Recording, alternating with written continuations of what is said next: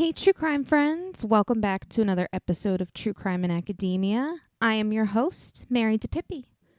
I hope you all had a wonderful week this week, and I hope you all have a great weekend. I am very excited today. I have not one, but two guests with me who I think, in my opinion, they are just total badasses.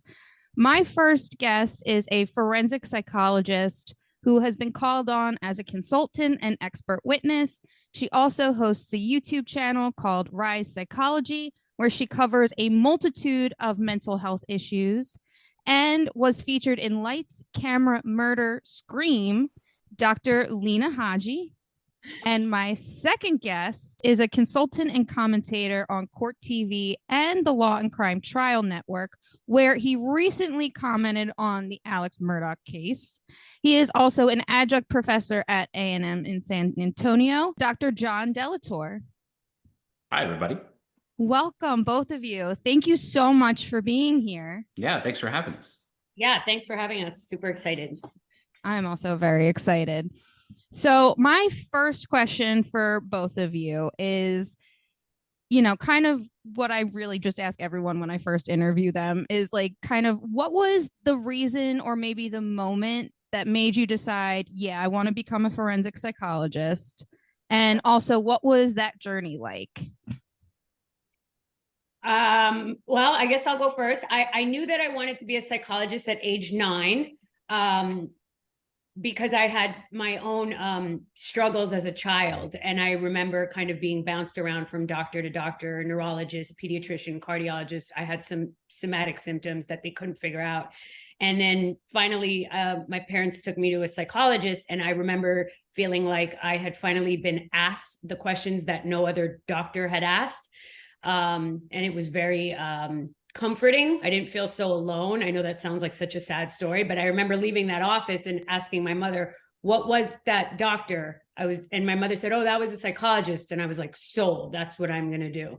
And then in college, I kind of took a dumbed down, if you will, forensic psychology course called Psychology and the Law. And this like Barbie looking gorgeous hot blonde walks in and she starts talking about how she worked with psychopaths and serial killers and she works with sex offenders. And, in my mind, I had always thought that was done by old white males. I don't know, there was not much representation. And between that and watching Silence of the Lambs and deciding I needed to be Clarice, I was sold. That's how I decided that. I don't know. How about John? Mine I don't think was as dramatic as that. So in college, my major was aeronautical engineering. And then I took a general psych course, as one does in college. And one of the interesting aspects was that the professor had an old-timey lie detector machine. So we asked for volunteers. I was able to volunteer. And so he taught us what the actual polygraph was designed to do, how to read the polygraph, really basic. I'm not a polygrapher. And then how to beat it, right? What kinds of techniques could you do to beat a polygraph? And so from there on, I was like, I'm going to take as many classes as I could.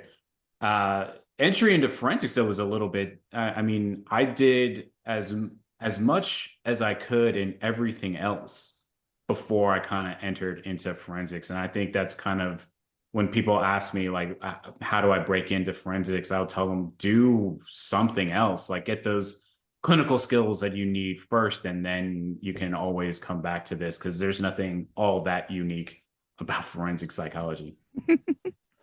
And it always there's the shows like Criminal Minds, you got BD Wong on Law and Order SVU, the forensic psychologist, and it makes it seem maybe more than what it is. Like it just you would think for schooling wise, it would be way more intense because the way that they make it seem is that your patients are these serial killers or just, criminals in general. Yeah, I think a lot of people get confused because the individuals in the BAU, so the FBI does have 5 different BAU units, but they're not all finding serial killers. And usually those are just highly qualified agents who've done a lot of training. I mean, yes, there are psychologists involved, but they're generally doing analytical work. They're not, but there's no such thing as a profiler is what I'm saying. And Wong, he is a unique character in that what he actually is a police psychologist. And so a lot of law enforcement agencies have a psychologist on staff that is able to help them sort of break through the behavior of why a crime committed.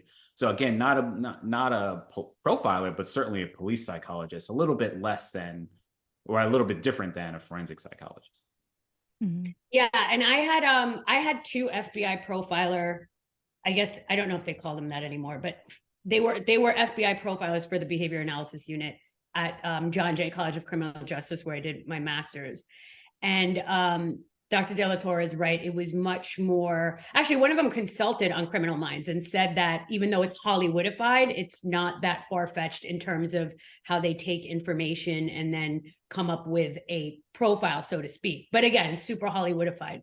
But yeah, John is right. It's more about data collection and data analysis, and it's much more glamorous on TV. But yeah, Dr. Wong is a forensic psychiatrist, actually, I think. Yeah. And he's a police psych. Yeah. Very interesting. One of my favorites, I have to say. He's a good character. He's likable, yeah, for sure. If he gets killed off, I'm done. I think that will be it. I will be done with SV. J.K. Simmons, I can't remember his name, but J.K. Simmons had a good sort of police counselor character throughout the different iterations of Law and Order that I was always fond of. I can't remember his name right, but yeah. Yeah, I can't. Yeah, I remember him too. He was really good. I liked him, but yeah, I can't remember the character's name either. Someone out there is probably screaming, like, I know the. How could you not know? I mean, it's been thousands of hours of Law and Order. Like, I don't recall all of them. So right. Yeah. I'll take that hit. Now, aside from kind of what we were talking about, what would you say that is more of the, like, a big misconception behind forensic psychology, or would you think, or is there something else that you think is like a bigger misconception that people would be shocked to hear?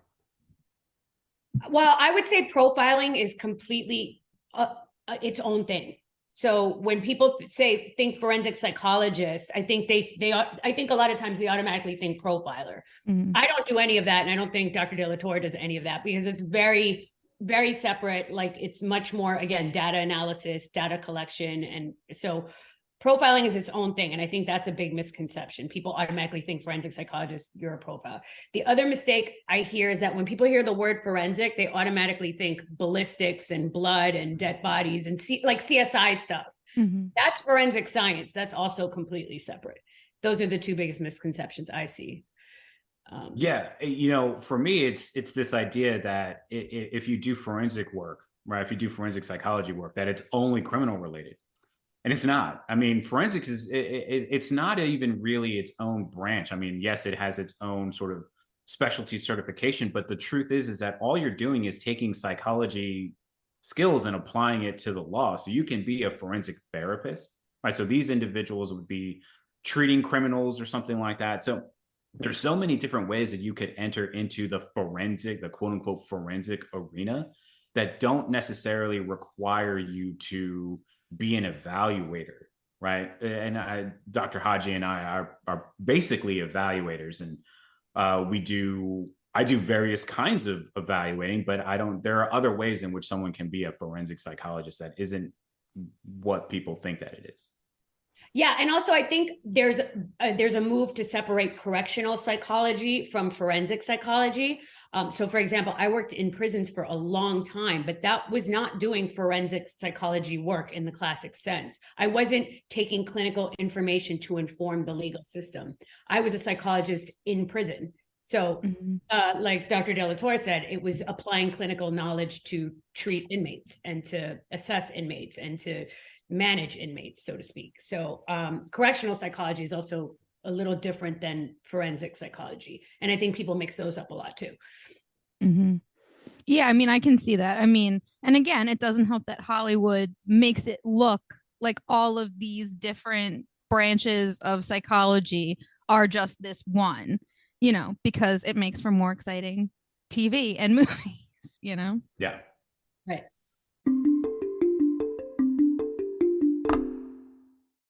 Hey, Ivory Tower Boiler Room listeners and true crime friends.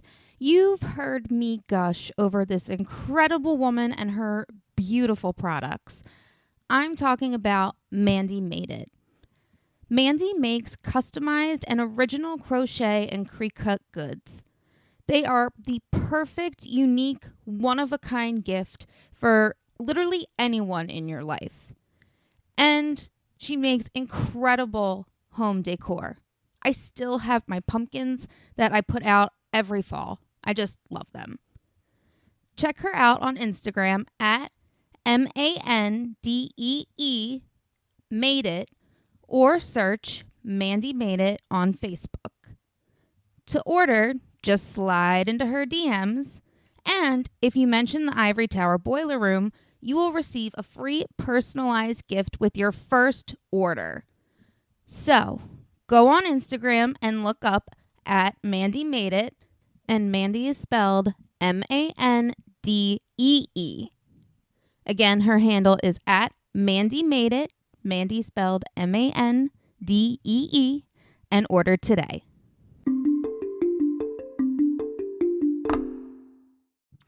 Now, both of you commentate. Like I said, Dr. Haji, you've done the most recent one that's like for Scream. That's also Danny Rolling, which I think is awesome. And like I said, Dr. Delatorre, you also commentate for Court TV and Long Crime Trial Network. What is your process like preparing for those? I'll let Dr. Delatorre answer that because this is essentially his career. So go for it. We were talking off camera that I don't really watch all that much true crime in terms of like television shows and documentaries and stuff like that. But I do actually watch a ton of trials. So I'll have the YouTube going. So courts here in Texas, they live stream trials all the time. So I'll watch them. In a lot of these places, I'm going to be doing, work in these jurisdictions. So I need to know who these, lawyers are, who the judges are, and all that stuff. So I'll watch court cases all the time. When I get booked for a television show or something like that, or a network where I know I'm going to be commenting live on air, they send me a rundown of the whatever has previously gone on. So they give me like some sort of nuggets as to the primary things that have happened previously, if I haven't watched it from before. But when we're on live, anything can happen, and so I have to be flexible enough to be able to comment on whatever it is that's going on right as it happens. So I never know what question I'm going to be asked until I'm asked it. Yeah, and I don't have much experience commentating. I mean, that To Be special was a kind of a one-off. I've been asked to kind of talk about famous serial killers or things like that. So my process is very different because John's is much more legal oriented and mine is more like true crime fan. Like, why would this guy was this guy a psychopath, and what was and again, we always kind of have to give a disclaimer, like, I've never evaluated this person, or this person is dead. Danny Rollins is dead. And they gave me a whole bunch of prep about I met with the cops who were originally on the case. I met with the prosecutor who was originally on the case. So they gave me insight into what that era was like. This was in the 70s. And then I just formulated kind of a hypothetical, what was going on with this guy, what his traumatic childhood, and how that may have impacted his turning into a psychopath kind of deal. So mine was a lot far removed. Gotcha. Now, it is seen in most crime shows. I know I keep referencing that, but sometimes forensic psychologists like yourselves are called in to be expert witnesses. And I think both of you have expertise or experience with that area. What is that like specifically to testify in court, and how do you like remain unbiased if you can at all? Well, for me, I think remaining unbiased, it comes with practice. But really, if you're doing your job as a clinical psychologist, your goal is to always be as objective as possible, whether it's in a clinical context or a forensic context. And we're human. So if somebody has an egregious crime, pedophilia, or, involving children or elderly, any kind of heinous crime, as a human, you're going to have a reaction, I think. But as long as you're aware of that reaction and you keep it in check, and you utilize it to inform, yourself clinically or forensically, then you're doing a good job. As far as testifying, I think the process is different in different states. In Florida, you do have to take a 2-day certification with Dr. Randy Otto, who's kind of a forensic guru here in Florida, actually in the forensic world. And then once you're on the stand, the judge and the attorneys have to qualify you as an expert witness. So they go through your training, your education, your background, any kind of certifications you have. And then if both of the lawyers and the judge agree, you're an expert witness, and then you're allowed to give your clinical opinion on whatever case is going on. I don't know if it's different in Texas, John. Yeah, it is. I don't have to, no one trains me to do what I do. I just do what I do. So going back to being biased or unbiased, I think, like Dr. Haji said, there's no actual way to be unbiased. What you have to do is kind of mitigate where those biases are, and it starts in your report, right? So so long as you're putting, in my mind at least, so long as you're putting why the evidence might point to something different, so long as you're giving alternatives and then explaining away why those alternatives aren't the most likely issue at play, then I think you're doing a good job. But the other thing is that, that's really just for individuals who are retained by the court. If you're retained by a side, more than likely you're going to align yourself with the side that retains you. So in that sense, it would be very difficult to remain unbiased. And in some ways, you kind of have to have that sort of constant awareness of what you're telling the side that's retaining you. Are you giving them all of the data, or are you only telling them what you think benefits the case? So long as you're telling them all of the data, then I think you're doing a good job. But when it comes to testifying, it's really different per court, right? So I've never had a bad experience in criminal cases, right? Those seem to go fairly easily in terms of the process. The most difficult, I think, has always been in the family law cases, where every single individual in that case, children and all have an attorney.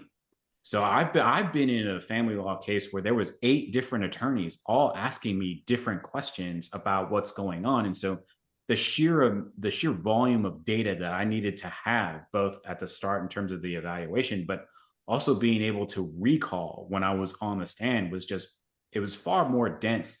And I had to be a lot more careful in how I was presenting that information based on just the situation that I find myself in.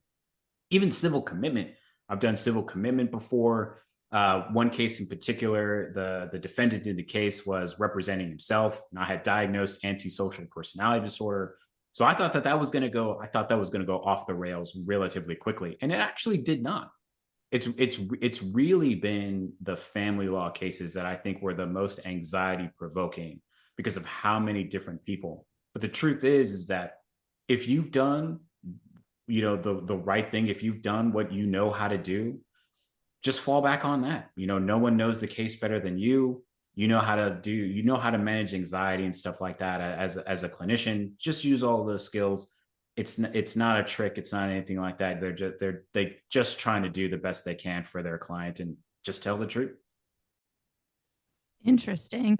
Yeah, I mean, I was curious about the notion of being retained by one side or the other, but again, and I'm not well versed in the law, so I wasn't sure if by being an expert witness, you were by definition supposed to be like unbiased and just like, hey, I'm just here to present the facts, kind of a thing, and not necessarily.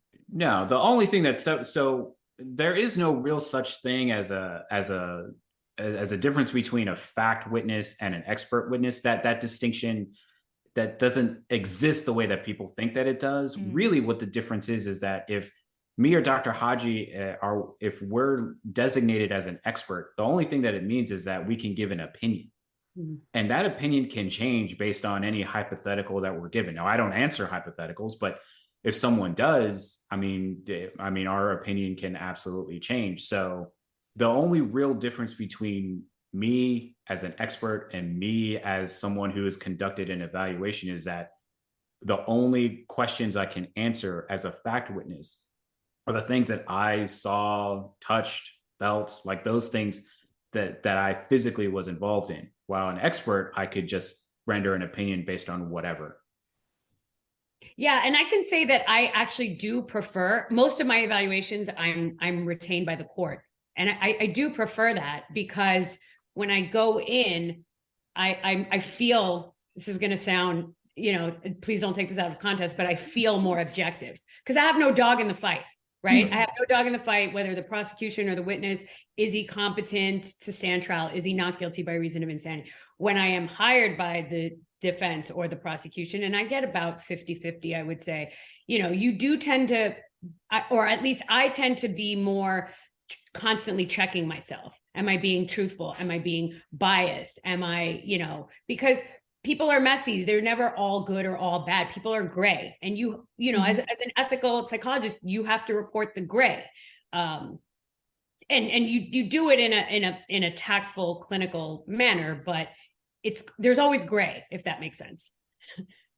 Yeah. It's really, there's always going to be an allegiance bias from the person that's sending you. Like, that's always going to exist. And, the lawyers are about zealously advocating for their client. And so you can easily get wrapped up in the emotion of, let's think about, trauma here. Let's think about, all the stuff that happened as a kid. And so you can easily get caught up in the emotion of it. And it's certainly possible that, being caught up in that, you start thinking about how you're going to be doing that. So one thing that, especially defense, if I'm going to get hired outside the court, then it's probably going to be by the defense. One of the things that, in terms of prep and questions that I'm asked by the attorneys, I'm usually telling them, look, I can present this information in any way you want me to, but the question really lies with the trier of fact, so the judge or the jury. Do they believe in what I'm saying? And that's really about my credibility, that if I'm giving information that I think as a psychologist can make sense in terms of early childhood trauma or something like that. But if it doesn't land with the jury, then you spent money on me and you didn't even need to. So it's more important that we say what is accurate and what makes sense for the lay person, rather than, kind of come up with all of these different PTSD or adjustment. Like, instead of coming up with a diagnosis, let's just tell a story that makes sense to a jury.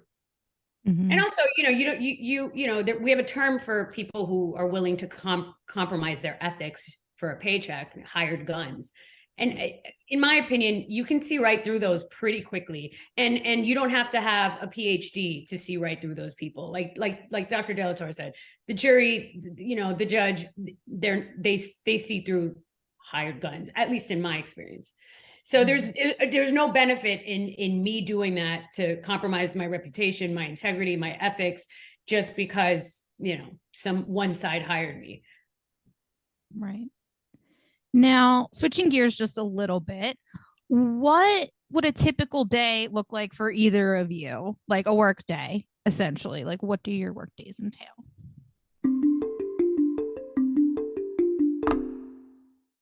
LGBT stories are universal, but each one speaks to the individual heart and soul of the writer telling it. Do you have a story to tell? If so, the Gay and Lesbian Review wants to hear from you. Have you been moved by an LGBT book, film, painting, television show, or other form of media? The GNLR believes in bringing awareness to queer art and artists through reviews, commentary, and thought pieces, in which the author relates their personal lives to a particular piece of art, a novel, a movie, or what have you. In addition to the articles published in the print magazine, the GNLR also publishes articles on its blog as well as personal essays on its popular Here's My Story section. This allows people like you to share their own experiences with our readers. To learn more about submitting either to the print or the online edition of the GNLR, visit glreview.org. That's glreview.org, and scroll down to the bottom of the page to find a link to their writer's guidelines. If you have any questions, email stephen.hemrick@glreview.org. The GNLR can't wait to see what you have to say. And remember that they're offering an exclusive code with the Ivory Tower Boiler Room. So when you subscribe to the magazine, you'll receive a free copy with any print or digital subscription. So that's 7 issues instead of 6. Again, just visit theglreview.org and click subscribe and enter the promo code ITBR for your free issue.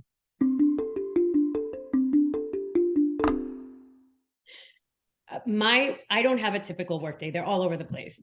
So typically I will, after I hit the gym is important. I might have 1 or 2 patients on telehealth in the morning, and they might be inmates from the jail, or I also do clinical evaluations, which have nothing to do with the legal system. So people trying to figure out, am I bipolar? Am I borderline? Do I meet criteria for autism? Do I have ADHD? So I'll do a couple of those either in person or via telehealth, or I'll go to the jail. And then typically I write reports in the afternoons or the evenings. There's a lot of writing involved. So it's not like a therapist who you typically sees patient. I might see 1 or 2, maybe 3 or 4 patients a week. And then it's a lot of writing, and then sprinkle in there. Sometimes I have to testify. So I might testify on Zoom, or I might be at the courthouse. Sometimes I'll be at the juvenile detention center evaluating juveniles. I also work with students. I supervise pre-doctoral interns and postdoctoral interns. So doing that kind of stuff, revising reports.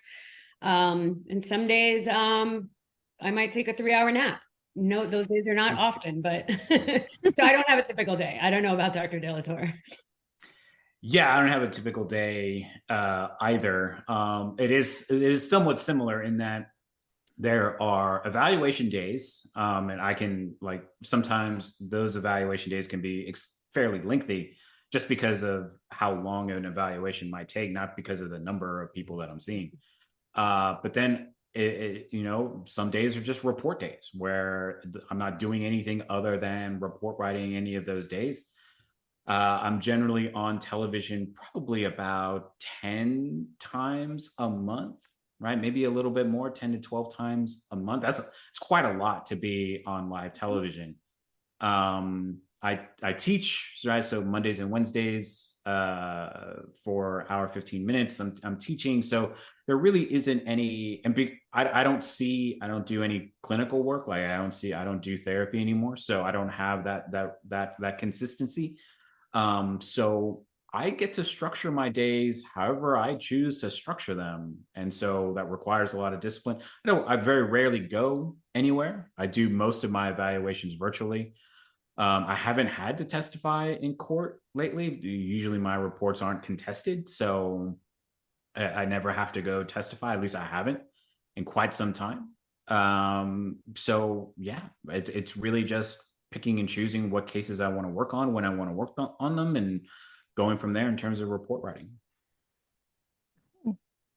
It's so interesting. And it is nice. I mean, is it nice to be able to kind of structure your day? I mean, obviously, like you said, Dr. Delatorre, you have to be very disciplined. But other than that, like, do you enjoy that type of schedule, or would you prefer?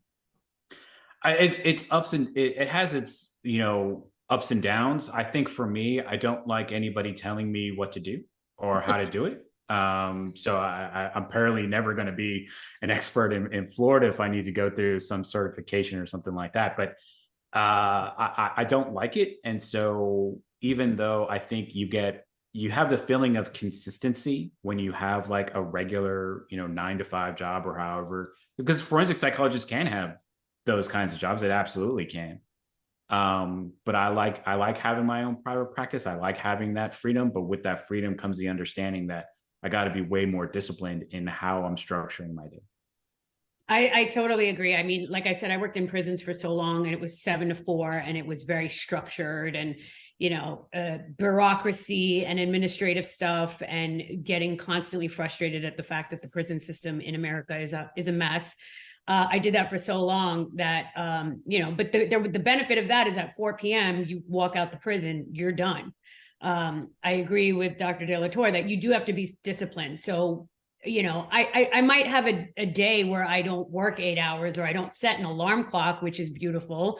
But the payoff is that on Saturday nights, while my friends are out, I might be at home typing up reports. But I'll choose that over any day, because you know, I don't have anybody telling me what to do, which is amazing. Private practice, for me, I'm kind of always winging it, but knock on wood, so far it seems to be working. So yeah, I don't think I could ever work for anyone ever again. Once I've had a taste of this, it's like, wow, this is cool. Yeah. And I paid my dues. Definitely paid my dues. Oh, sure, absolutely. Now, have either of you had to work with a killer or serial killer? And if so, what was that like? Obviously, we're not naming names, but, you know. I've worked with many killers and many serial killers. I think, what was it like? You know, just like any other criminal, it varies greatly. You know, murderers or serial killers aren't one type of person. There are some that were narcissistic. There were some that were psychopathic. There were some that were very personable. There were some that had problems with drugs. There were some that were seriously mentally ill, just like any other human. You know, a killer or a serial killer can range. There were some that had cognitive difficulties or low IQ. There were some that had trauma history. So just like any other human, I think, you had some killers that were high-ranking gang members, and some killers that were killing in self-defense. I mean, you know, it's a range. So I really can't say that it's what it's like to work with a killer, because you have to individualize it, just like anything else in psychology. Yeah, I'm going to echo all of that, but I'm going to bring it back to, it's also about how you feel sort of when you're interacting with them, because it's important to understand that when we're gathering data, a lot of the data that we should be gathering, that I think a lot of times we kind of neglect, is how we felt interacting with that individual. That is certainly possible that some of these individuals that have committed the similar kinds of crimes, you feel different when you're interacting with them. And how you're feeling when you're interacting with them has a lot to do with that person, obviously, but also how are you? Right? How are you in your development when it comes to an evaluator? How are you in your development when it comes to being able to empathize? Which is one of the curious things that I think a lot of people don't understand, which is sometimes you have to walk into the delusions, right? And I'm going to call it a delusion because, and I'm not saying that they have a delusional disorder. What I'm saying is that the justification of why these individuals have done the crime that they've done, right, may require you to put aside a lot of your own social mores, right? A lot of your own things that you find to be appropriate. I primarily do evaluations with sexually violent persons. And so when I'm talking to these individuals about why they did what they did, they'll say things like, I've heard them say, well, this 5-year-old girl was, flirting with me. And so I have to be able to walk into that delusion, because the last thing that I need is this person to put up a wall and not tell me the information that I need. And so I'll walk into that delusional thinking and say, I can see how, the way that she's talking to you, and like, I have to walk into that, and you feel gross doing it, but I think it's important to be able to empathize with where that person is coming from and seeing it as a reality that they have, even though it clearly is not reality, but it's something that it's how they see the world. And so how you feel, I think, is a definite sort of indicator that of the type of individual that you're interacting with. I think, like, even in my own research, like what you both were saying about how especially Dr. Haji, about how like they are, obviously they're human beings, and it's not that killers are one type of people. They are a multitude.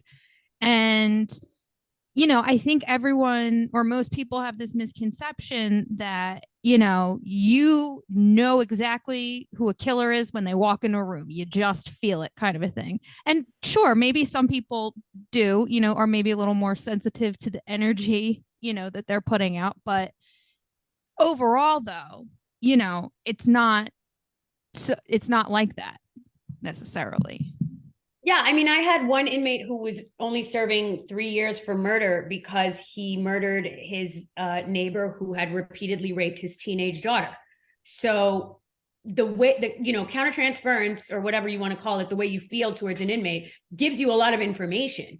And that information, the way that you feel about this person provides insight into how this person relates to the rest of the world. So this particular guy was a hero in the prison, oh, you killed your daughter's rapist. Like and he happened to be like a guy who had never even had a parking ticket. He had no criminal history, he had no mental health, so he was like a walking good citizen who then decided to avenge the guy who committed crimes against his daughter. So of course, understandably so, a lot of people revered him and thought he's a hero and he's a good guy.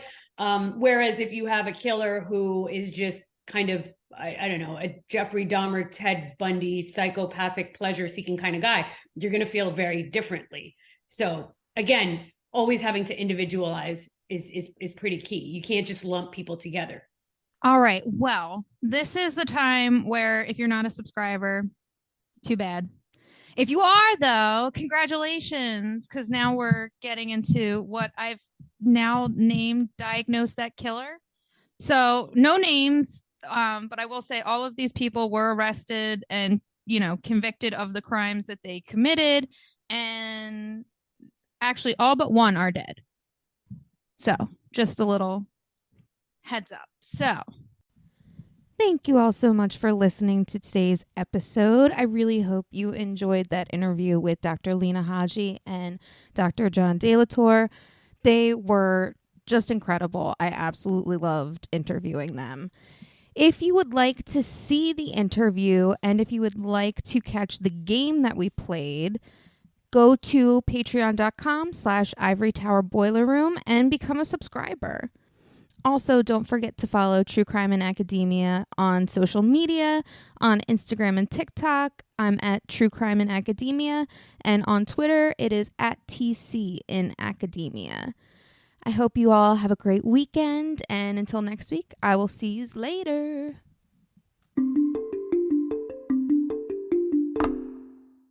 Hi, this is Andrew, and I'm interrupting what I know is an enthralling interview because I want you all to know that we are sponsored by Broadview Press.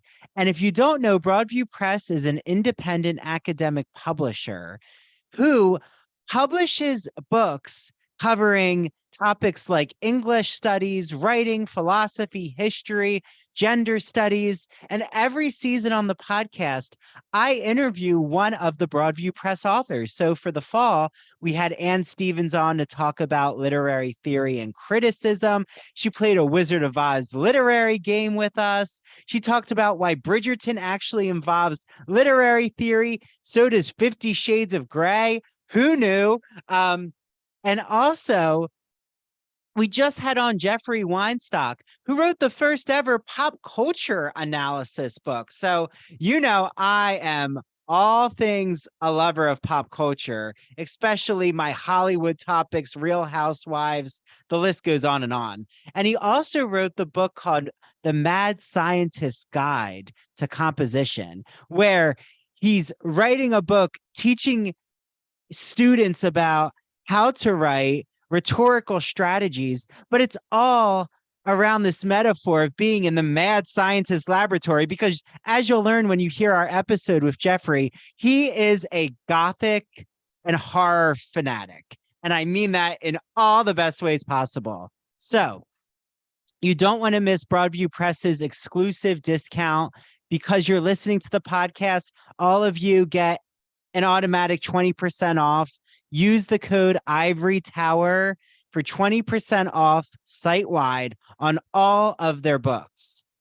So in our show notes, we have a link to Broadview Press. Make sure you click the link, put in Ivory Tower, and you're going to get 20% off your order. So enjoy your reading, everyone. Thank you so much for listening to the Ivory Tower Boiler Room. This is Andrew Rimby. I really hope you follow us on social media because that's where you get to see all of the exciting video clips, teasers, and humorous moments. So follow us on TikTok and Instagram at Ivory Tower Boiler Room and on our Twitter at Ivory Boiler Room.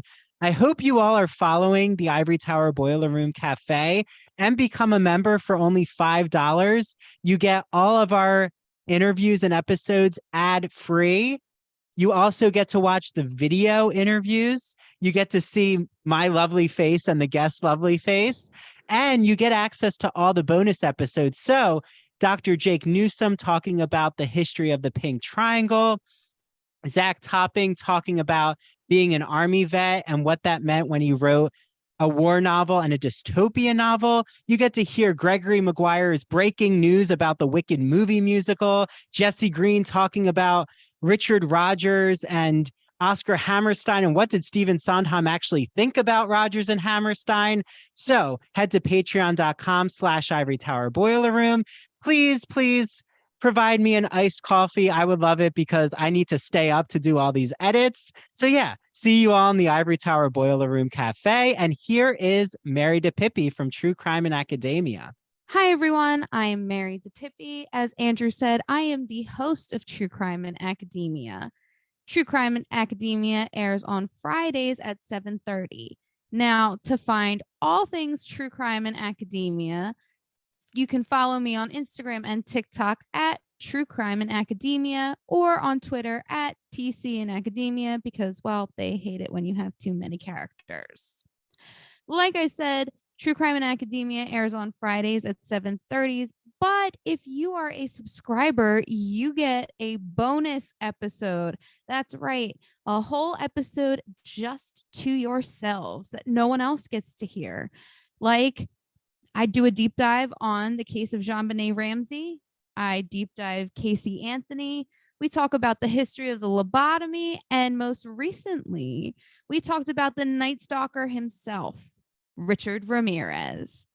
So if you want to access all of that extra wonderful content, go to patreon.com/Ivory Tower Boiler Room.